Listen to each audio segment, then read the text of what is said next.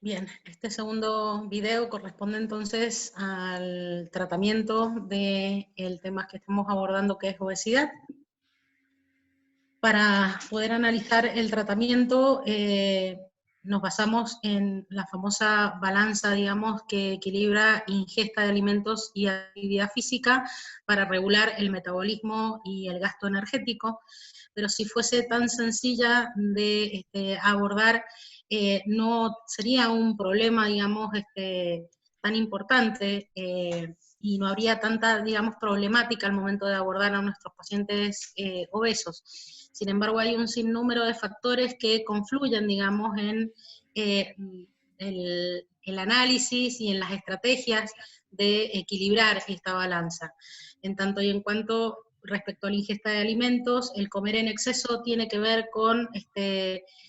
parámetros de tipo sociocultural, falta de conocimiento, la presión de los pares, el entorno social en que el paciente se mueve y el entorno familiar, pautas de comer sin control, el hambre emocional, las colaciones o lo que se conoce vulgarmente como el picoteo, la falta de sueño, que está directamente relacionada al incremento de peso y a la dificultad en el descenso en el tratamiento, y también la utilización de ciertos medicamentos, como por ejemplo psicofármacos, que están estrechamente relacionados algunos a una reducción, digamos, del gasto energético. En tanto y en cuanto a la actividad física también es algo a valorar desde lo sociocultural, a los retos físicos que se imponen nuestros pacientes, a la presencia de fatiga crónica, de dolor muscular, dolor articular y el bajo nivel de condición física o performance cardiovascular que limitan el acceso a una actividad física que sea pasible de utilizar como herramienta terapéutica. Y en tanto el gasto metabólico, digamos, a nuestro metabolismo puede ser normal o ralentizado, sobre todo de acuerdo a ciertas condiciones que tienen que ver con lo genético, lo epigenético, con el envejecimiento, a mayor edad, mayor dificultad para la pérdida de peso, la ganancia de peso que está relacionada a la mujer, digamos, en edad reproductiva,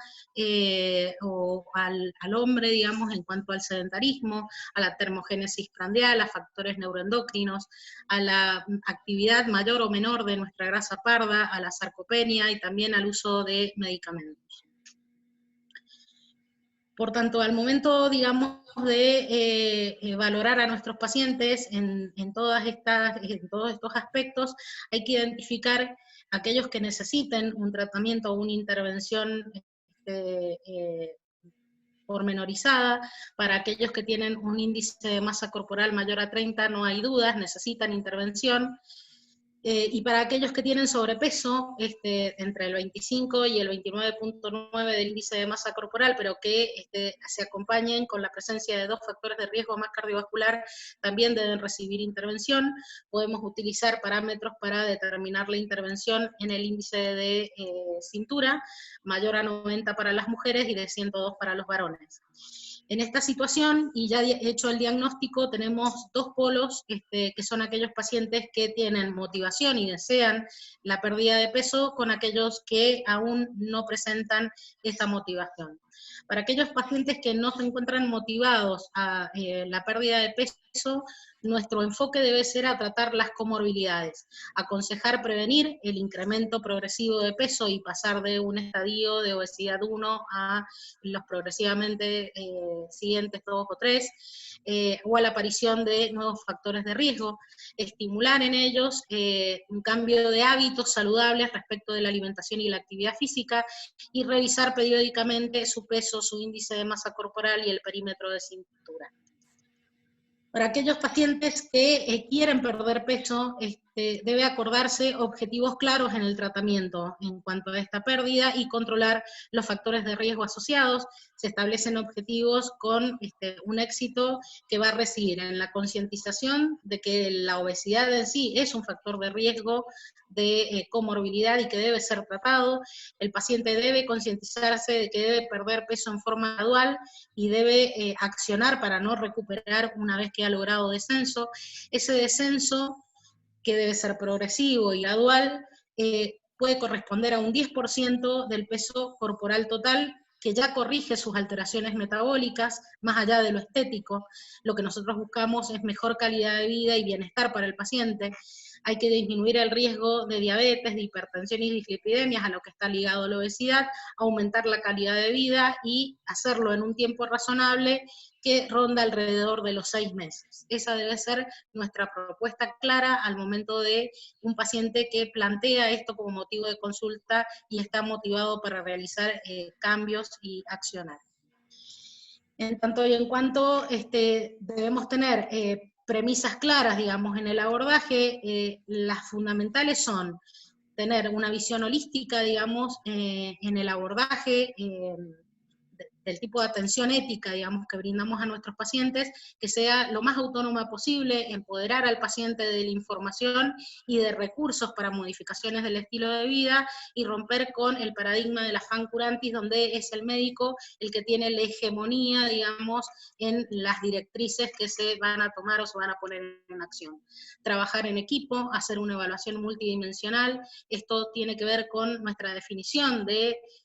qué es la salud, digamos, desde un punto de vista integral, a abordar también el aspecto mental de nuestros pacientes, por tanto la interconsulta con el psicólogo o el psiquiatra en caso de que sea necesario, la nutrióloga y el terapeuta físico, hacer fortalecimiento grupal a través de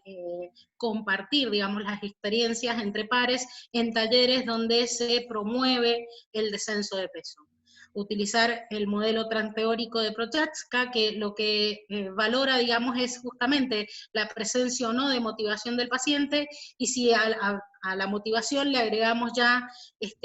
un claro diseño de estrategias para modificar el estilo de vida, identificar a esos pacientes y personalizar el tratamiento en consecuencia.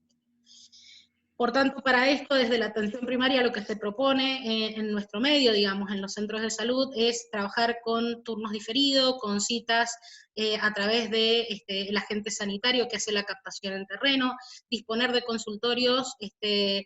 accesibilidad temporal, tanto en la mañana como en la tarde, para aquellos pacientes que trabajan, el turno telefónico, tenerlo abierto también como otra disponibilidad o recurso para que el paciente acceda a la consulta, y la disponibilidad de información de personal capacitado, que en general suele ser un enfermero, que es el que primero capta al paciente cuando hay demanda espontánea. En general, para la valoración de la obesidad, usamos lo que usamos en todas las patologías crónicas no transmisibles, que es una historia clínica bien desarrollada y pormenorizada en cuanto a la historia de la enfermedad y los antecedentes de la enfermedad actual, que incluyan los antecedentes familiares, los antecedentes personales, los hábitos que tiene el paciente desde el punto de vista alimentario y de su actividad física, si presenta patologías concomitantes como hipertensión, artrosis, diabetes, enfermedad cardiovascular, que condicionarían nuestra estrategia terapéutica en el abordaje. Y en la exploración física y exámenes complementarios, nunca dejar de consignar en historia clínica peso, talla, índice de masa corporal, circunferencia de cintura, la determinación de la tensión arterial y una analítica general, que esto nos va a permitir el seguimiento a lo largo del tiempo. En general, en la analítica lo que solemos incluir es un hemograma general, la glucemia, en caso de que sea pertinente una prueba de tolerancia oral a la glucosa, el perfil lipídico, la función renal, y en caso también de que sea pertinente, porque el paciente así lo amerite, por otra característica, digamos, en la anamnesis o en la exploración física, el dosaje de TSH o de ácido úrico.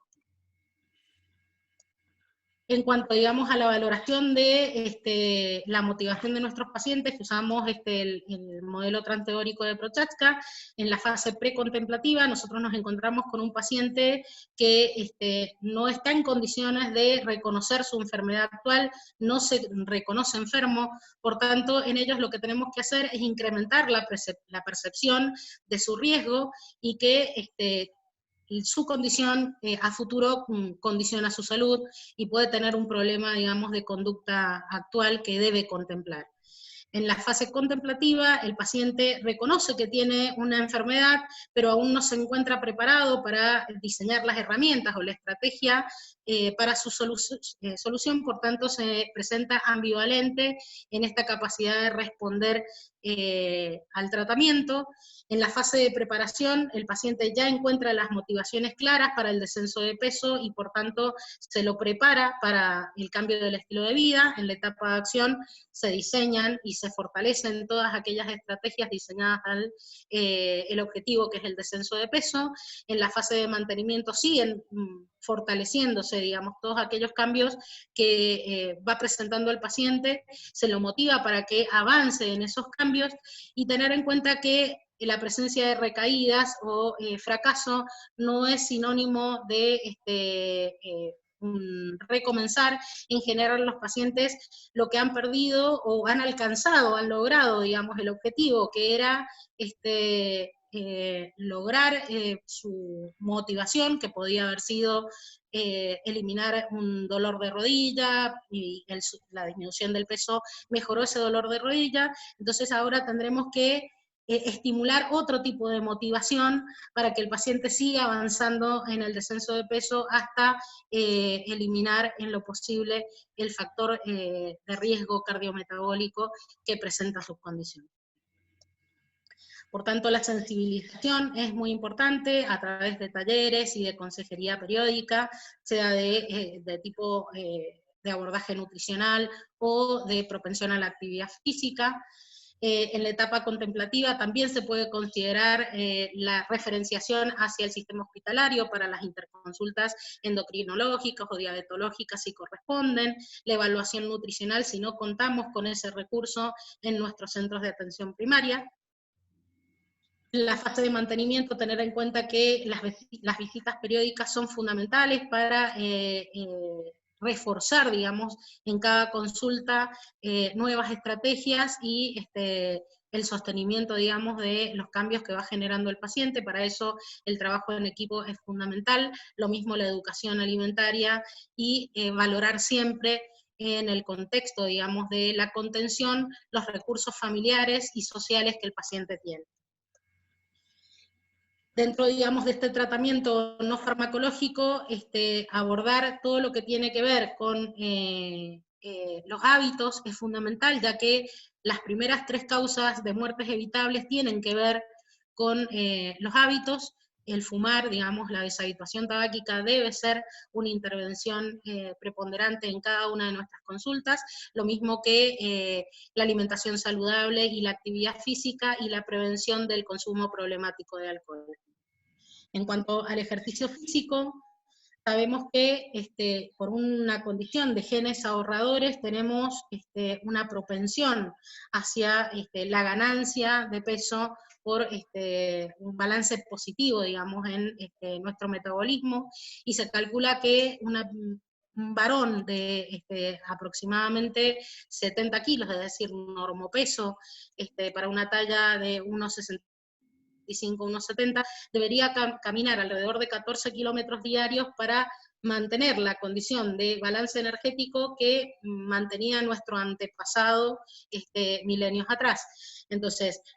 como sabemos que eso es poco factible de cumplir, lo que se propone es la mayor actividad física a la que el paciente tenga acceso. Por cada día, lo que se propone es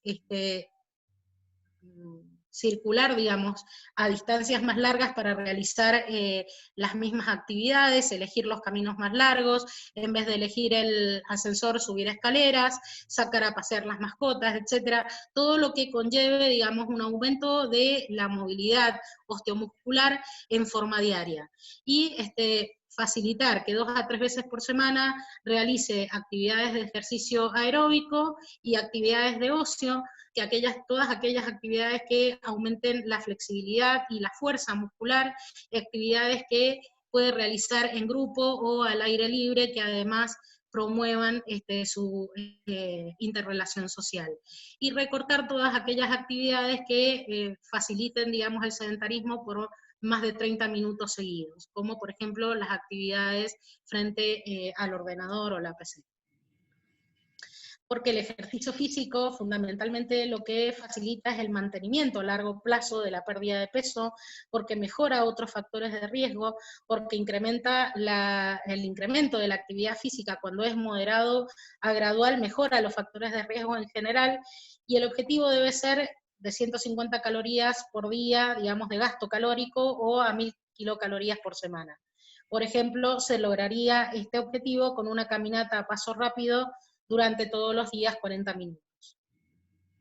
En cuanto a las modificaciones de la conducta y la motivación de los pacientes, la interconsulta a salud mental es fundamental. La psicóloga o el psicólogo, la psiquiatra, el psiquiatra son fundamentales también en las herramientas terapéuticas a disponer para pacientes que están motivados a la pérdida de peso. Hay que tener en cuenta todas aquellas actitudes, mitos, ideas o historias previas que tienen los pacientes y sus resultados respecto de dietas previas, por ejemplo, o intentos previos. Establecer una buena relación médico-paciente, eso nos facilita la atención longitudinal en el abordaje, digamos, de la problemática de obesidad, tratar metas alcanzables, explicarle a los pacientes que una pérdida de peso del 10% de su índice de masa corporal inicial ya lo saca de riesgo de comorbilidad, y eso es muy importante. Mantener un contacto frecuente, ayudar al paciente en técnicas sencillas de modificación de la conducta. Para eso podemos utilizar registros, control de estímulos, resolución de problemas, digamos, distintas estrategias que tienen que ver con lo psicoambiental, sistema de recompensas, sobre todo para los niños, pero que no tengan que ver con la alimentación en sí, digamos, no recompensar justamente con alimento por una buena conducta alimentaria, reestructurar el pensamiento. Esto requiere todo un trabajo en el abordaje, digamos, del acompañamiento, sobre todo de los padres, que tiene que ver también con el apoyo del entorno. En el tratamiento dietario lo que se trata de propender es un buen aporte de los macronutrientes, ¿sí? En general un buen aporte de proteínas, de hidratos de carbono y proporcional de lípidos, sin dejar de atender que el consumo de sodio debe ser, digamos, debe aconsejarse reducirlo y aumentar el consumo de calcio y fibra. Calcio porque mejora, digamos, la densidad ósea, y la fibra porque mejora el tránsito intestinal. Para las recomendaciones nutricionales hay un sinnúmero de estrategias. Conocimos antiguamente la pirámide nutricional, luego el óvalo nutricional, y actualmente nos guiamos por el plato, técnica conocida como Mi Plato, que lo que pretende es graficar proporcionalmente cuál sería la comida, digamos, que nos facilitaría la incorporación de estos macro y micronutrientes en forma equilibrada. Medio plato de verduras cocidas y crudas, un cuarto de plato del plato rico en proteínas, por ejemplo, las carnes de pescado, aves o vacuna, y un cuarto de cereales, legumbres o féculas. Sobre todo lo que se pretende es reducir el consumo de aquellas que son refinadas y promover el de los cereales integrales. Esto lo pueden encontrar en las guías alimentarias para la población argentina, que es de publicación anual, y la última actualizada es del 2010. Vamos a hablar brevemente de los fármacos. La farmacología para obesidad tiene una gran controversia, y esa controversia se funda básicamente en la inseguridad de los fármacos disponibles. Hay en nuestro país solo por el momento comercialización de Orlistat y liraglutide, aunque hay a nivel mundial muchos ensayos en curso, como son la asociación de bupropión y naltrexona, o el de fentermina y topiramato. Hay en curso también un estudio con otro análogo del GLP-1, que es el semaglutide, pero que aún no se comercializa en nuestro país. Por tanto, vamos a hablar solo de los dos a los que tenemos disponibilidad. El Orlistat está en uso desde hace ya varias décadas, está indicada en el acompañamiento de dietas hipocalóricas en pacientes con índice de masa corporal mayor a 30 o sobrepeso con factores de riesgo cardiovascular. Es un inhibidor potente de la lipasa intestinal y lo que hace es evitar la absorción de las grasas y favorecer su eliminación vía intestinal. La dosis recomendada es de 120 miligramos cada 8 horas y debe administrarse con las comidas, antes o durante, con igual efectividad. Tiene bastantes efectos indeseables relacionados a la esfera gastrointestinal, como las manchas oleosas procedentes del recto, las descargas o flatos con escape de materia fecal, la urgencia fecal y las heces esteatóxicas u oleosas. Pueden alterar la absorción de las grasas liposolubles, perdón, de las vitaminas liposolubles, y por tanto es algo a tener en cuenta y a atender en nuestros pacientes que están medicados con Orlistat, y se aconseja acompañarlo siempre con una dieta rica en frutas y verduras. En cuanto al liraglutide, es un análogo del GLP-1, está disponible en el mercado para el tratamiento de diabetes en una dosis de 1,8 miligramos, es el conocido Victoza, y recientemente se autorizó el Saxenta a una dosis de 3 miligramos como también máximo para el tratamiento adyuvante de obesidad, acompañado de dieta baja en calorías y un incremento de la actividad física. Lo que hace el liraglutide es tener una acción mimética, digamos, de las incretinas del páncreas en situaciones de hiperglucemia postprandial, y estimula la secreción de insulina, reduciendo las concentraciones también de glucagón. Por lo tanto, esa acción sería muy beneficiosa para pacientes diabéticos. Reduce el vaciamiento gástrico y aumenta la sensación de saciedad a través de su efecto central sobre el hipotálamo. Por tanto, estos serían los efectos que se buscan como beneficio en el tratamiento del sobrepeso. Aún no se conoce, digamos, cuál es el mecanismo último, digamos, por el que la liraglutide logra el descenso de peso, pero muy probablemente tendrían que ver con esta acción a nivel gastrointestinal y central. Y por último, para terminar, últimamente se atiende bastante, digamos, en el abordaje farmacológico a los fenotipos adictivos. Hay 4 núcleos centrales, digamos, de fenotipos adictivos que no son excluyentes entre sí y que podemos encontrar la combinación de ellos inclusive en un mismo paciente, y que es importante tenerlos en cuenta al momento de elegir fármaco a utilizar. Para aquellos pacientes que tienen una tendencia adictiva, que por ejemplo fácilmente suplantan en el descenso de peso la comida por la ingesta incremental de alcohol o consumo problemático de alcohol, pueden beneficiarse a través de la naltrexona, porque influye en el sistema opioide. Para aquellos que tienen impulsividad como rasgo de su personalidad, pueden tener un beneficio con intervención con derivados de las anfetaminas, como la lisdexanfetamina. Para aquellos pacientes que tienen compulsividad, se puede, y que está relacionado con el sistema adrenérgico, se puede abordar el sobrepeso con un inhibidor de la recaptación de serotonina, y de ese grupo el más beneficioso es la fluoxetina. Y para aquellos pacientes en cuya evaluación, digamos, de salud mental, lo que se encuentra como falencia es la motivación, donde hay una gran implicancia del sistema dopaminérgico, lo que mejor efecto tiene es el abordaje psicoterapéutico y la terapia conductual. Por tanto, esto sería como un resumen, digamos, actualizado de qué es lo que se está haciendo desde el punto de vista farmacológico en la actualidad para nuestros pacientes. Bueno, este es el final, muchas gracias, espero que les haya servido, y vamos a dejar en el foro un caso clínico para que puedan integrar en su resolución toda esta información que les ha sido brindada. Muchas gracias.